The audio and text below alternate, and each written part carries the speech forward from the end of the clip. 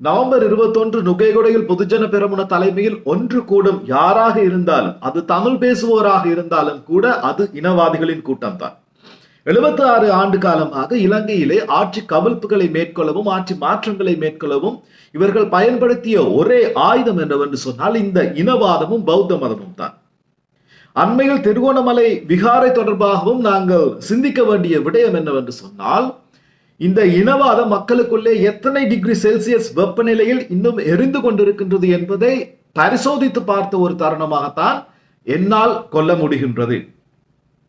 இந்த இனவாதிகளுக்கு இந்த என்பிபி அரசு இணங்கி போகுமா, அல்லது தங்களை நம்பி வாக்களித்த சிறுபான்மையினரையும் ஒன்று சேர்த்து சமத்துவமான ஆட்சியினை தொடர்ந்து வழங்குமா என்பதை இந்த ஒரு காணொளி மூலமாக பேசலாம். இது உங்கள் சந்திரன் ரிவீல்ஸ். என்னுடைய காணொளிகளை சப்ஸ்கிரைப் செய்து என்னுடைய சேனலை பார்க்கின்ற என்னுடைய நண்பர்களுக்கு நன்றி. சப்ஸ்கிரைப் செய்யாத என்னுடைய நண்பர்கள் சேனலை சப்ஸ்கிரைப் செய்து வீடியோ லைக் செய்து என்னை சப்போர்ட் பண்ணுமாறு தாழ்மையோடு கேட்டுக்கொள்கின்றேன். ஓகே, நவம்பர் 21 விடயத்தை பேசுவதற்கு முதல் இந்த தமிழர் நிலப்பகுதியில் இடம்பெறுகின்ற அத்துமீறிய குடியேற்றம் நில அபகரிப்பு தொடர்பான ஒரு ஆரம்ப புள்ளியை பேசிவிட்டு வருவோம். 1949 இது ஆரம்பித்து விடுகின்றது. இங்கினியாகலையில் கல்லோயா ஆற்றினை இடைமறித்து அணை கட்டி கிழக்கு ஊவா மாகாண பிரதேசங்களுக்கு நீர்ப்பாசன வசதியை பெற்றுக் கொடுக்கின்ற ஒரு திட்டம் கொண்டு வரப்படுகின்றது. அந்த திட்டத்தின் பயனாக 40,000 ஏக்கர்கள் விவசாய நிலமாக மாற்றப்படுகின்றது. இந்த விவசாய நிலங்களில் குடியேற்றுவதற்கு 150% அதிகமான மக்கள், பெரும்பான்மை சிங்கள மக்கள் இந்த பிரதேசங்களில் குடியேற்றப்படுகின்றார்கள். இதுதான் இந்த நில அபகரிப்பு அத்துமீறிய குடியேற்றத்தின் முதல் ஆரம்பமாக இருக்கின்றது. 1956 இந்த கல்லோயா குடியேற்ற படுகொலை என்ற ஒரு சம்பவமே எடுக்கின்றது. இன்றும் கூட வரலாற்றை நீங்கள் வாசித்து பார்க்கலாம். இந்த கல்லோயா படுகொலை தொடர்பான மேலதிக விவரங்கள் தேவை என்றால் கமெண்டில் பதிவிடுங்கள். அதை ஒரு தனி காணொளியாக தர முயற்சிக்கின்றேன். இதன் தொடர்ச்சியாக இன்றும் தொல்பொருள் ஆய்வு என்ற பெயரிலே வெடுக்குநாரி மலை, உகந்தை மலை, தையிட்டி விகாரை, குருந்தூர் மலை என இந்த ஒரு நில அபகரிப்பு ஆக்கிரமிப்பானது இடம்பெற்றுக் கொண்டு தான் இருக்கின்றது. இதில் வருந்தக்கூடிய விடயம் என்று சொன்னால், கவலைக்குரிய விடயம் என்று சொன்னால், இந்த ஆண்டு நியமிக்கப்பட்ட தொல்பொருளியல் திணைக்களத்திற்கான அதிகாரிகளில் கூட ஒருவர் கூட தமிழ் மொழி பேசுபவர் இல்லை என்பது தான் சமத்துவம் பேசுகின்ற என்பிபி ஆட்சியில் வருந்தக்கூடிய ஒரு விடயமாக நான் இங்கே குறிப்பிட்டு வைக்கின்றேன். ஓகே, இது இவ்வாறு இருக்க இன்றைய காணொலியின் 2வது பகுதிக்கு போவோம். திருகோணமலை விகாரை தொடர்பாக உங்களுக்கு தெரியும், 2004ஆம் ஆண்டு வரை பௌத்த மறை பாடசாலை ஒன்று அங்கு நடத்தப்பட்டதாக கூறப்படுகின்றது. அதன் பிறகு சுற்றுலா பயணிகளை கவரும் விதத்தில் அங்கே ஒரு கேன்டீன் அல்லது ஒரு ஜூஸ் பார் அங்கே இயங்கிக் கொண்டிருந்திருக்கின்றது. இது அத்துமீறிய செயற்பாடாக கடற்கரை சூழல் பாதுகாப்பு திணைக்களம் தான் முதலில் இதற்கு சட்ட நடவடிக்கையை எடுக்க முயற்சிக்கின்றது. இதனை மேன்முறையீடு செய்கின்றார் ஒரு புத்தபிக்கு தன்னிடம் உறுதி பத்திரம் இருப்பதாக கூறி, அதை சமர்ப்பிப்பதற்கான கால எல்லையாக 2024ஆம் ஆண்டு நவம்பர் மாதம் 16ஆம் தேதி நீதிமன்றத்தினால் காலக்கெடு வழங்கப்படுகின்றது. இதற்கு முதலில் தான் நவம்பர் 14ஆம் தேதி அங்கே சென்று சிலையை ஸ்தாபித்து இவர்கள் அந்த இடத்தை கைப்பற்றிக் கொள்வதற்கான ஒரு முயற்சியாகத்தான் இது பார்க்கப்பட்டது. இதை அகற்றியது சட்ட ரீதியான நடவடிக்கை. மீள இதை வைத்தது நீதிமன்றமானது. அந்த இடத்தில் ஒரு பகுதியை அந்த பௌத்த மதஸ்தானத்திற்கு இவர்கள் மீள கொடுத்ததால் தான் அந்த சிலை அங்கே மறுபடி வைக்கப்பட்டது. இந்த ஒரு செயல்பாட்டில் குளிர் காய்ந்தது அனைத்து எதிர்கட்சிகளும். இந்த நவம்பர் மாதம் 21ஆம் தேதி இனவாதிகளின் ஒன்று கூடலை ஏற்பாடு செய்திருக்கின்ற இந்த சாராரும் தான்.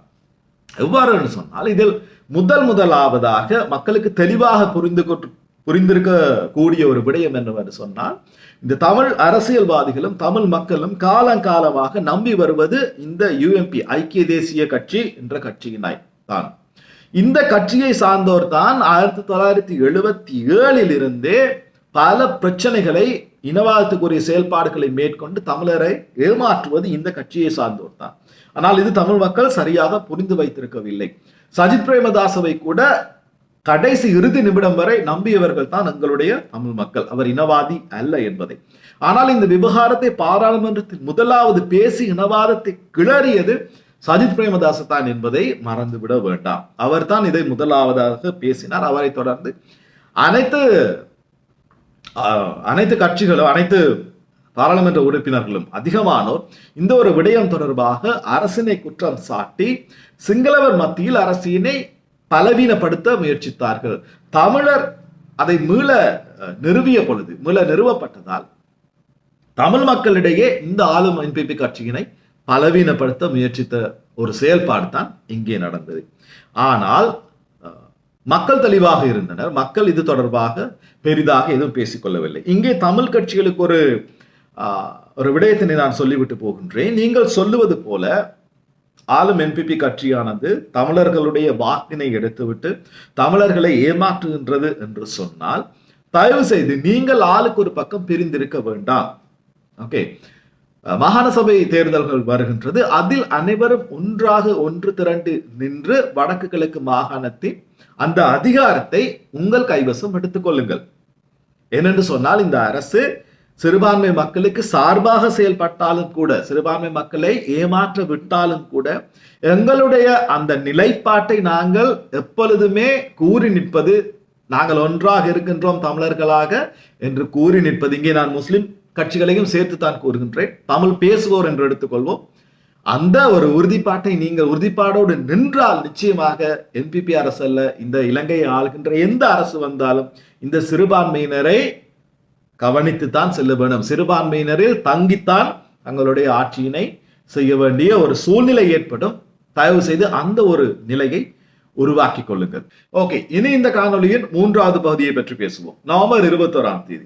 இந்த நவம்பர் 21ஆம் தேதி இனவாதிகளின் ஒன்று கூடல் ஏன் அல்லது எவ்வாறு எதற்காக நடக்கின்றது என்று கேட்டால் இதை ஏற்பாடு செய்தவர்களுக்கு கூட நிச்சயமாக காரணம் தெரியாது. இந்த அரசிற்கு எதிரான மக்கள் ஆர்ப்பாட்டம் என்று நீங்கள் கூறிக்கொள்வது உண்மையில் மக்களுடைய ஒரு தேவையை கருதிதானா? நிச்சயமாக இல்லை. இங்கே மக்கள் ஒன்று கூடுவார்களா? நிச்சயமாக இல்லை. ஆனால் கணிசமான மக்கள் தொகை வருவார்கள். ஏனென்று கேட்டால் இந்த பொதுஜன பெரமுன கட்சிக்கு வாக்களித்த அவர்களது ஆதரவாளர்கள் ஒரு 10-20 லட்சம் பேர் இன்னுமே நாட்டில் இருக்கின்றார்கள். ஓகே, அவர்களே ஒரு 1 லட்சம் பேர் அங்கே கூடினால் கூட அது ஒரு பெரிய கூட்டமாகத்தான் தெரியும். ஆனால் ஏன் இதை ஏற்பாடு செய்கிறீர்கள்? எங்கள் அரசுக்கு எதிராக முன்வைக்கின்ற குற்றச்சாட்டு என்னவென்று கேட்டால் தகுந்த குற்றச்சாட்டு உண்டு இந்த பொதுஜன பெரமுன தரப்பிடம் இல்லை. ஆனால் சில காரணங்களை அவர்கள் கூறுவார்கள். எவ்வாறான காரணங்கள் என்று சொன்னால், அரசாங்கம் பொய் கூறுகின்றது, அரசாங்கம் மக்களை ஏமாற்றியது, அர்ஜுன் அலோசியஸை கைது செய்யவில்லை, பாக்கு தாக்குதலின் சூத்திரதாரியை கைது செய்யவில்லை, வரியை குறைக்கவில்லை, பெட்ரோல் டீசல் விலை இன்னும் குறைக்கலாம், எலக்ட்ரிசிட்டி பில் மக்களுக்கு சுமையாக இருக்கின்றது, IMF வேண்டாம் என்றார்கள், இப்போது IMF-ஓடு சேர்ந்து பயணிக்கின்றார்கள். இந்த குற்றச்சாட்டுகளை முன்வைக்கலாம். ஆனால் மக்களுக்கு ஒன்று தெளிவாக தெரியும். அது சிங்கள மக்களாக இருக்கட்டும், தமிழ் மக்களாக இருக்கட்டும், மக்களுக்கு ஒன்று தெளிவாக தெரியும். 76 வருடங்களாக இந்த 2 கட்சிகளும் சேர்த்து வைத்த குப்பையை சுத்தம் செய்வதற்கு இந்த அரசாங்கத்திற்கு மக்கள் கொடுத்த இந்த கால அவகாசமானது போதாது.